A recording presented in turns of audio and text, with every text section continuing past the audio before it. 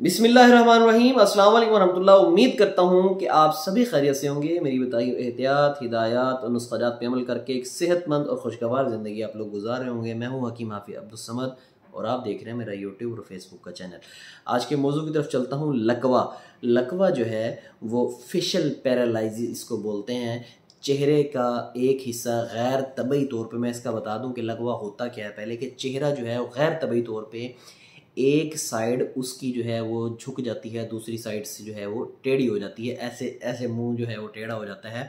इसकी अलामात ये हैं कि इसमें सबसे पहले मैं इसके असबाब बता दूं। इसमें सर्दी, आजकल जो मौसम चल रहा है, सर्दी लग जाना, चेहरे के आसाब जो हैं वहाँ पे बलगमी रतूबात का इकट्ठे हो जाना, जो चेहरे के जो नर्व्स होते हैं, आसाब होते हैं, वहाँ पे बलगमी रतूबात जो है वो इकट्ठी हो जाती हैं, जिसकी वजह से जो है वो फासिद मवाद इकट्ठा हो के वहाँ से जो है वो जो सर्कुलेशन ऑफ ब्लड है वो मुतासिर हो जाती है। उसकी वजह से भी ये हो जाता है। इसके अलावा आसाबी कमज़ोरी, इसके अलावा दिमागी कमज़ोरी का भी बाज़ दफ़ा जो बूढ़े हजरात होते हैं, दिमागी कमज़ोरी की वजह से उनको भी जो है ये मामला हो जाता है। इसके अलावा ठंडी हवा का लग जाना, अक्सर जो है वो दिसंबर और जनवरी के महीनों में ठंडी यख हवा जो बिल्कुल जिस्म को काटती हुई गुजरती है, उसकी वजह से आसाब वहाँ पे बरूदत आसाब होकर वहाँ पे जो है वो ये लकवा जो है हो जाता है। इसकी अलामात ऐसे हैं कि आप थूक निकलेंगे तो थूक नहीं निकला जाएगा। इसके अलावा दूसरी अलामत, मेन अलामत इसकी है कि सीटी बजाएंगे तो सीटी नहीं बजाई जाएगी। ऐसे होंठ टेढ़े हो जाएंगे, ऐसे यूँ इस तरीके से होंठ टेढ़े होंगे। इसके अलावा आपको जो है वो जो साइड है आपकी वो बाकायदा खिंची हुई नज़र आएगी। ये एक साइड बिल्कुल खिंची हुई नज़र आएगी। इसमें फ़ौरी तौर पे क्या करना है कि फ़ौरी तौर पे आपने, अब मैं इसके इलाज की तरफ आने लगा हूँ। इसके मैंने असबाब भी बता दिए, इसका मैंने आपको जो है वो अलामात भी बता दी कि क्या होती हैं अलामात।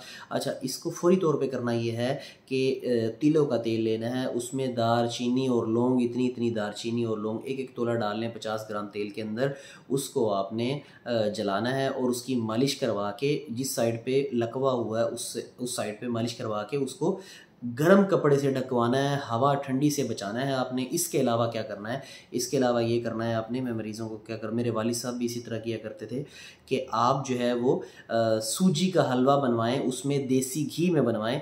देसी घी में बनवा के उसमें आप सुंड, जो खुश्क अदरक होती है वो सुंड जो है वो डलवाएं और साथ जो है वो उसमें हल्दी डलवाएं, इतनी इतनी सुंड और हल्दी लाजमी डलवाएं। वो सुबह शाम देसी घी का हलवा खिलाएं, खाने के अंदर भी देसी घी डलवाएं। और इसके अलावा हम माजून फ़लास्फ़ा दिन में एक मरतबा सुबह, एक मरतबा शाम, वो आप इस्तेमाल कराएं खाना खाने के बाद जो है वो दूध के साथ। इसके अलावा लाजमी तौर पे इसको ठंडी हवा से बचाएं। गर्म मतलब या तो हीटर के नज़दीक रखें या गर्म कमरे में रखें।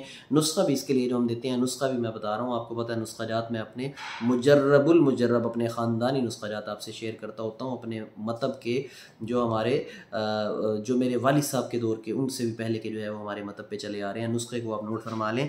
इसमें नुस्खा ये है कि हल्दी लेनी है आपने, एक तोला सुंड लेनी है आपने, एक तोला लौंग लेनी है आपने, एक तोला दार चीनी लेनी है आपने, एक तोला, मैं फिर दोबारा रिपीट कर रहा हूँ कि हल्दी लेनी है आपने, एक तोला सुंड लेनी है आपने, एक तोला लौंग लेनी है आपने, एक तोला दार चीनी लेनी है आपने, एक तोला।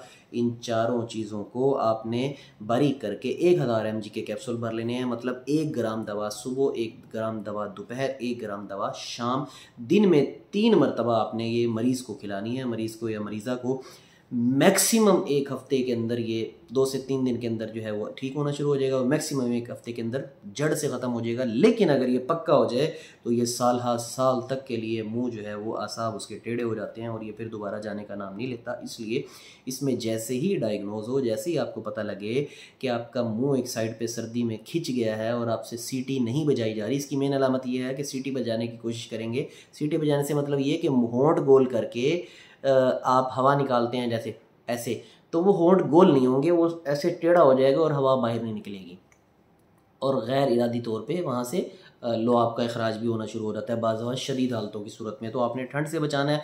मैंने मुकम्मल इलाज इसका आपको बता दिया कि सूजी का हलवा देसी घी में तरबतर करके उस पर सुंड और आपने साथ हल्दी लाजमी इस्तेमाल करानी है। नुस्खा भी मैंने आपको बता दिया। साथ माजून फ़लास्फ़ा 1 चाय वाली चमची सुबह, 1 चाय वाली चमची शाम, ये इस्तेमाल कराएँ पहले दूसरे दिन से ही, बग़ैर किसी भी जो है वो आपको डॉक्टर हकीम के पास जाए। ये घर पे ही आप इसका इलाज कर लेंगे, ईज़िली जो है ये ख़त्म हो जाता होता है। اللہ عز و جل آپ کو اپنی حفظ و امان میں رکھے، اور اگر کوئی اس مرض میں گرفتار ہے تو اس تک اس ویڈیو کو پہنچائیے گا ضرور۔ ہاں اگر پرانا ہو جائے یہ لقوہ تو پھر آپ اسی نسخے کو اور انہی تمام چیزوں کو جو میں نے غذائیں بتائی ہیں ساتھ، ان کو آپ 1 سے 1.5 مہینہ کروائیں، انشاءاللہ وہ بھی ٹھیک ہو جائے گا۔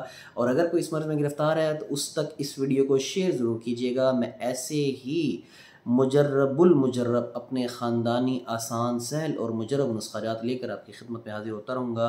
نئے آنے والے میرے چینل کو سبسکرائب ضرور فرما لیں۔ حکیم حافظ عبدالصمد کو اجازت دیجیے۔ السلام علیکم ورحمۃ اللہ۔